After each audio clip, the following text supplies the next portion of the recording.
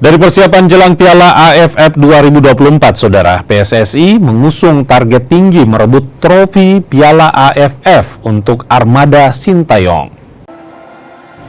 Dengan diturunkannya mayoritas pemain muda dalam ajang Piala AFF, PSSI menargetkan Timnas Indonesia juara Piala AFF. Meskipun dibayang-bayangi target untuk meraih trofi kali pertama di tingkat ASEAN, pelatih Timnas Sintayong tetap memilih menurunkan Garuda Muda. Langkah ini untuk menjaga regenerasi Timnas termasuk U22 ini yang akan dipersiapkan untuk SEA Games dan Piala Asia.